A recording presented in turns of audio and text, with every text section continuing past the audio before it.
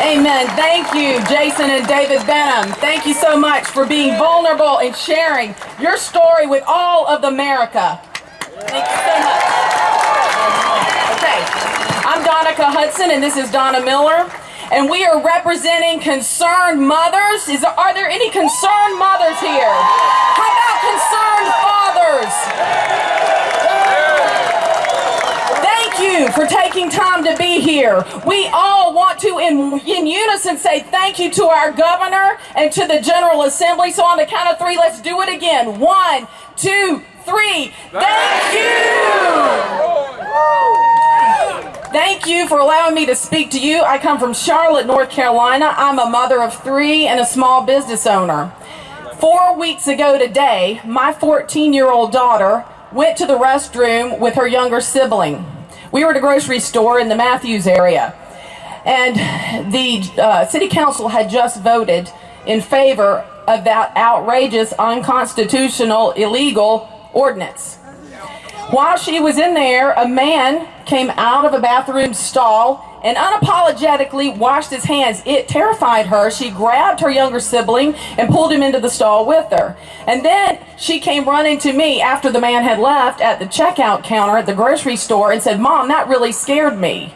Well, you see, my family got a taste of what it's like to have our right to privacy violated. That's ridiculous. We should never have to endure something like that. How would you like it if that happened to your child? And yet we've been told by this smear campaign, this doesn't happen in these states. It happened to my daughter. Don't tell me it doesn't happen in these states. We, as mothers and fathers, must protect our children, and that's why I'm speaking today. For too long, we have sat back and expected to peacefully coexist, and it's just not happening. It was plain common sense. No men in women's restrooms, right? Does anybody agree with me? Common sense. And thank God, right here in this city, our legislators heard us loud and clear. Yes, that's right. There was a groundswell, just like there is today. This is not coincidence.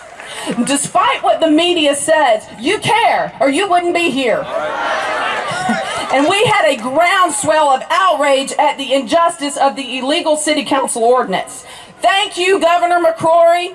Thank you, Senator Berger. Thank you, Speaker Moore. Thank you, Lieutenant Governor Dan Forrest. And thank you, General Assembly, for doing what's right to protect our families and our children. And you know, not only did he protect our children by signing HB 2, but it brought protection even to the transgender children. That's right, it did.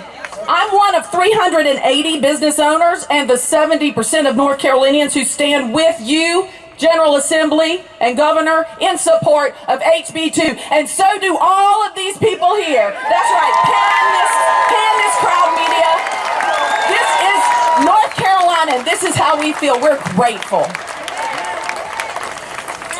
I've had enough of big business bullying, illegal city council overreach. When God blessed me with children, He gave me a charge to protect them and to lead them in the way of truth. It's my responsibility to teach my children what's right and wrong. And men showering with bathrooms with women and little children in public facilities is downright wrong. It's shocking that we've come to a place where I would even have to say such a thing publicly. Are we that depraved? Make no mistake about it. This is a battle for identity. For the identity of my children, for the identity of your children, for the identity of all future generations, and for the identity of the state of North Carolina. I have never expected others to believe exactly like I do. If the LGBT community felt the same way, HB 2 would not have been necessary. I've raised my children to respect others, regardless of sexual orientation. However, that same grace was not extended to me. Nor was it extended to you when we would be forced to allow our children and women to shower with men in public restrooms. and to suffer the threat of lawsuits against my businesses if someone tried to force me to promote ideas and to participate in events that violated my beliefs. That's why I am extremely grateful to Governor McCrory and the General Assembly for passing HB 2.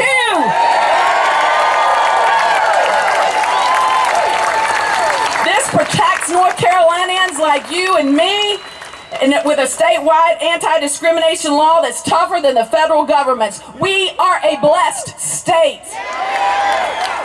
It's absolutely ridiculous that our state is receiving so much big business bullying when HB 2 gives private business freedom to implement non-discrimination ordinances. You don't hear much about that, do you? And transgender accommodations. So it really made no sense for PayPal to pull out. It made much more sense for them to go to Cuba, right? Where homosexuals are tortured and executed. Come on.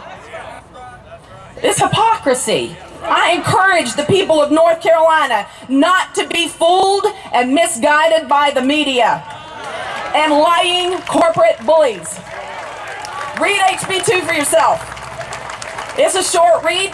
I put it out yesterday at my church on a table for everybody to educate themselves. Charlotte and North Carolina continue to be one of the most desirable and non-discriminatory places to live on the planet, with not one single lawsuit to date in Charlotte ever having been filed by the ACLU alleging discrimination against the LGBT community.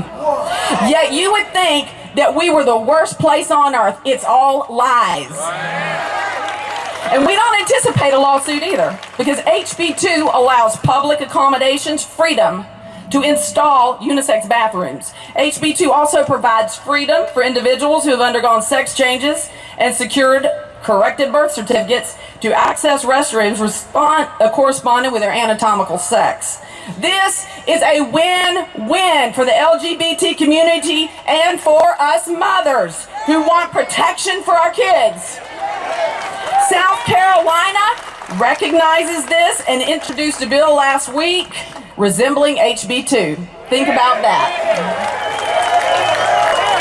Charlotte, North Carolina has deep spiritual roots of religious freedom dating back to May 20th, 1775, with the Mecklenburg Declaration of Independence, signed and covenanted a year before our United States Declaration of Independence. The acts may have been at the root of religious freedom in Charlotte, so to speak. But the force of 240 years of history and covenant for religious freedom have prevailed thanks to the courage of our governor and General Assembly. And North Carolina's identity has not been lost. We are still first in